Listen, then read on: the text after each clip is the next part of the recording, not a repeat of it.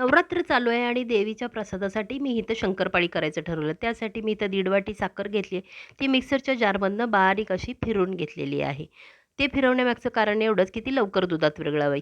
मग इथं मी 1 वाटी दूध, 1 वाटी तूप घेतलेलं आहे आणि त्यात ही दळलेली साखर घातलेली आहे. आणि ती साखर ढवळत आपण गरम करून घ्यायची.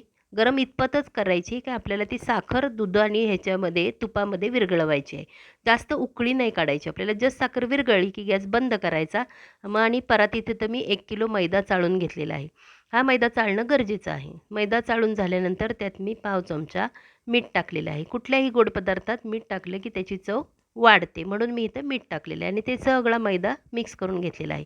मग हे जे गरम केलेलं दूध, तूप, साखर आहे ते त्या मैद्यावर घातलं आणि हळू चमच्यानी ते मिक्स करून घेतलेलं आहे.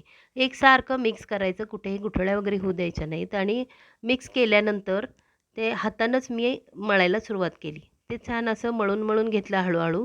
जास्त घट्ट असं मळायचं नाही आहे. हलक्या हाताने ते मळायचं आहे, की त्याला लेयर सुटणे गरजेचं आहे त्यासाठी. मग मळून झाल्यानंतर मी ते 20 मिनिटासाठी रेस्टला ठेवलं.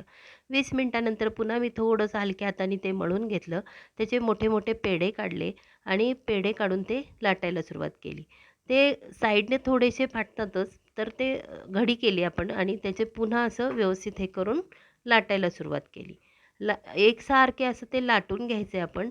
जास्त जाड नाही, जास्त पातळ नाही, अशा पद्धतीनं लाटून घ्यायचं. त्याची थिकनेस आहे ती जास्त जाडी नाही ठेवायची. मग सुरीनं एकसारखे कट करून घ्यायचे. जसे पाहिजेत त्या आकारात आपण कट करू शकतो. कुणाला कापणी स्वरूपात आवडतात, कुणाला चौकोनी आवडतात. मी इथं चौकोनी कापलेल्या आहेत. ह्या कापून झाल्यानंतर बाकीचे जे ओबड-धोबड बाहेरच्या साईडचे जे शंकरपाळ्या होत्या त्या मी काढून घेतल्या आणि एकसारख्या त्या ठेवून घेतल्या. सगळ्या शंकरपाळ्या कापून झाल्यानंतर मी कडकडीत तेलामध्ये त्या तळायला घातल्या. तेलाचं टेम्परेचर लो टू मीडियम ठेवायचं आहे, कारण अगदी हाय असेल तर शंकरपाळी लगेच करपते. तयार आहेत आपल्या प्रसादाच्या